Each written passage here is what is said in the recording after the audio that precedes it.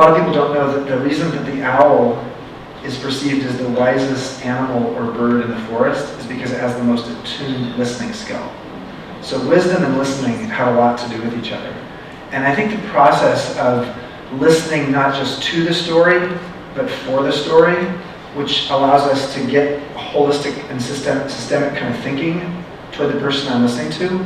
What I often do when I'm talking to someone who really wants the facilitating of awareness is I sometimes will tell the person, I'm going to close my eyes for a few minutes as I'm listening to you. Promise you I'm not taking a nap. But I just want to actually sort of sort through what's coming to me. And I often really trust that sense of almost the intuition speaking to me. And knowing that there's a bit of pattern recognition that I'm tapping into.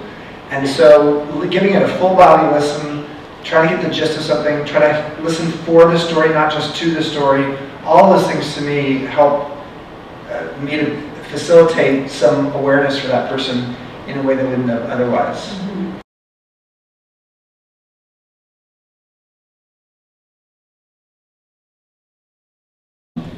That this is actually a way to live longer because you are actually more present for each of the moments of your life. Your day is actually fuller, and you have lived a longer day because you are there. It's not like that feeling when you're driving in a car and you get to the destination 2 hours later and you have no memory of the drive at all.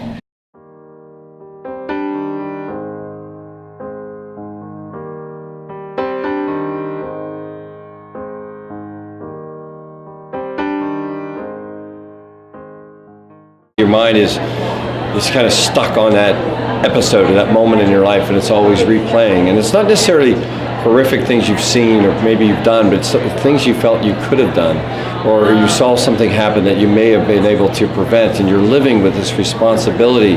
What mindfulness helps you understand is you embrace the moment now, and you accept the bad and horrible things that you've seen or been witness to, and you understand that you were perhaps not responsible, or if you are, you take responsibility, and you're able to move on.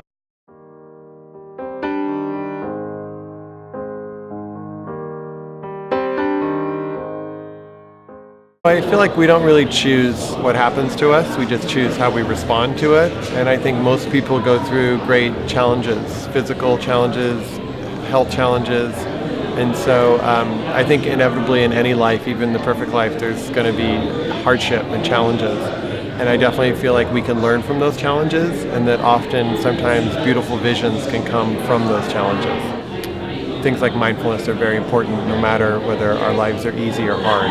There's things we can do to improve them. Well, I would say more than anything else, it has made me less reactive. So I'd say in the past, if something happened that would upset me, I would respond. I would respond very emotionally.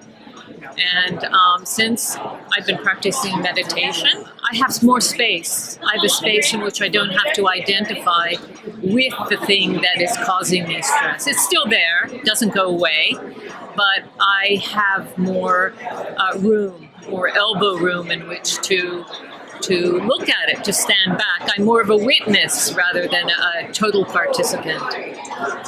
And I'd say that's one of the greatest things, really, and maybe the most important in terms of daily life, because it allows you to talk with people who you may disagree with very much, and yet you still can have some sort of compassion in that situation.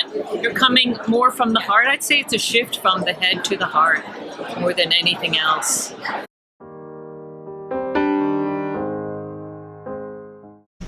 Just 3 things we are grateful for right now.